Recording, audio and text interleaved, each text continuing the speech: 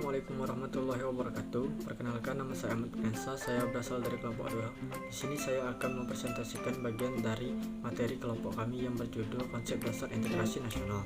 Baiklah, integrasi nasional berasal dari dua kata, yaitu integrasi dan nasional. Integrasi ini berasal dari bahasa Inggris integrate yang memiliki arti menyatu padukan, mempersatukan, atau menggabungkan.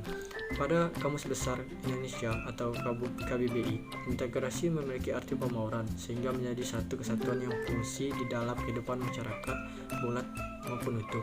Secara politis, integrasi memiliki arti bahwa penyatuan berbagai kelompok budaya dan sosial dalam kesatuan wilayah nasional yang membentuk suatu identitas nasional.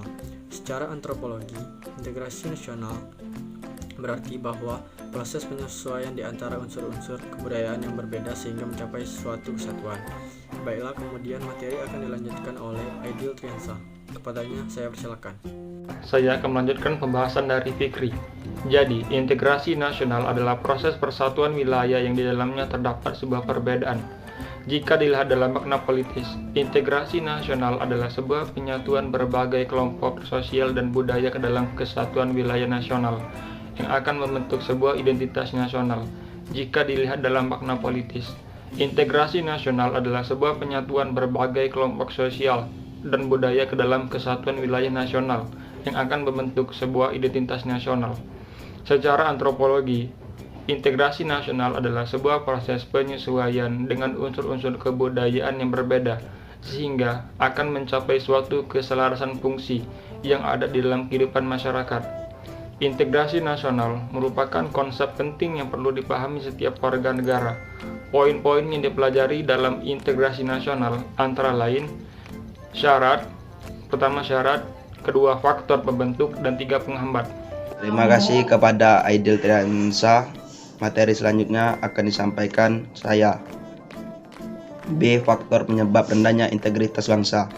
A. Kurangnya penghargaan terhadap kemajemukan Indonesia adalah negara yang memiliki jumlah suku dan kebudayaan terbanyak di dunia.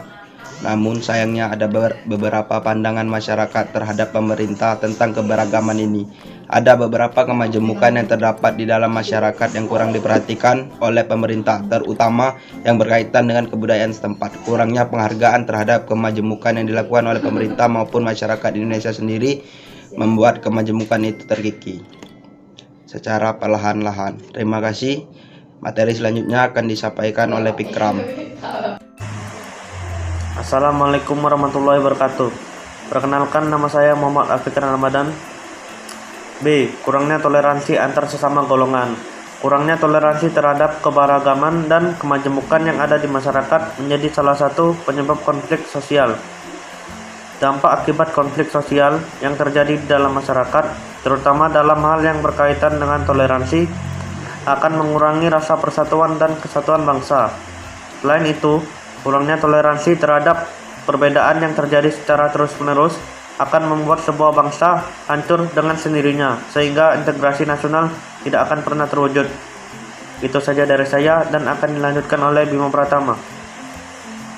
Perkenalkan, nama saya Yepin Novendra Bima Pratama. Saya akan melanjutkan pembahasan dari Fikran.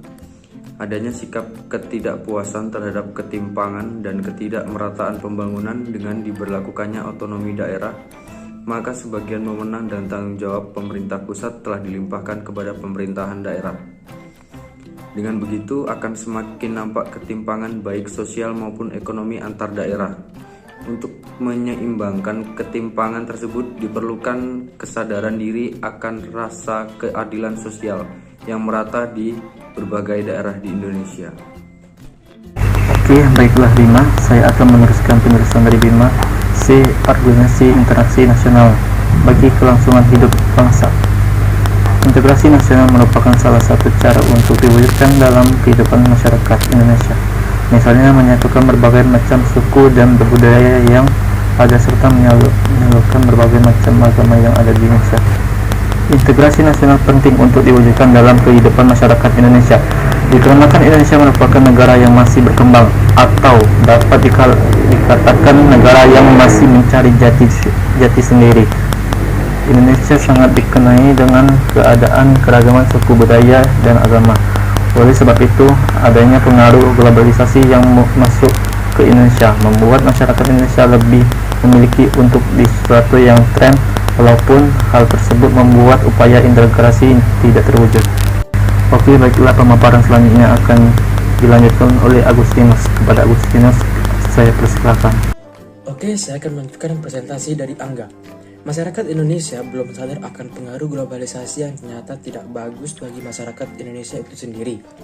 Masyarakat Indonesia bertindak atas wewenang sendiri maupun kelompok sehingga terjadilah konflik di mana-mana seperti pertengkaran antar suku dan pembakaran tempat-tempat ibadah. Upaya integrasi harus dilakukan agar Indonesia menjadi satu kesatuan yang dimana disebutkan dalam semboyan kita, yaitu Bhinneka Tunggal Ika, yang artinya berbeda-beda tetapi tetap satu jua. Adanya upaya mengintegrasikan Indonesia adalah sebagai berikut. Perbedaan-perbedaan yang ada tetap harus diakui dan dihargai sehingga Indonesia menjadi negara yang dapat mencapai tujuannya. Baiklah, saya akan menjelaskan satu kasus integrasi dan menjelaskan alternatif penyelesaiannya. Dalam mewujudkan integrasi nasional, Negara Kesatuan Republik Indonesia NKRI menghadapi ancaman di bidang ekonomi. Bukti nyata pengaruh globalisasi adalah ekonomi suatu negara tidak bisa berdiri sendiri.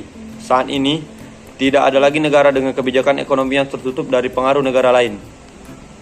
Globalisasi perekonomian adalah proses kegiatan ekonomi dan perdagangan di mana negara-negara di seluruh dunia menjadi suatu kekuatan pasar yang semakin terintegrasi dengan tanpa rintangan batas teritorial negara. Globalisasi perekonomian mengharuskan penghapusan seluruh batasan dan penghambatan terhadap arus modal, barang dan jasa.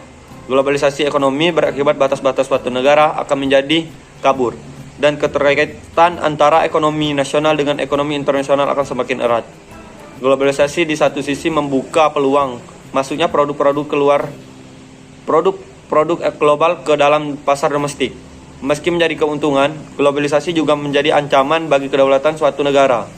Globalisasi dapat diatasi dengan cara menerapkan sistem ekonomi kerakyatan. Dan untuk sistem penyelesaiannya akan dijelaskan oleh kawan saya. Saya akan melanjutkan penjelasan dari Enzo. Agar sistem ekonomi kerakyatan dapat terwujud, ada hal-hal yang harus dilakukan. Antara lain, sistem ekonomi dikembangkan untuk memperkuat produksi dalam negeri, sehingga perekonomian rakyat bisa menguat.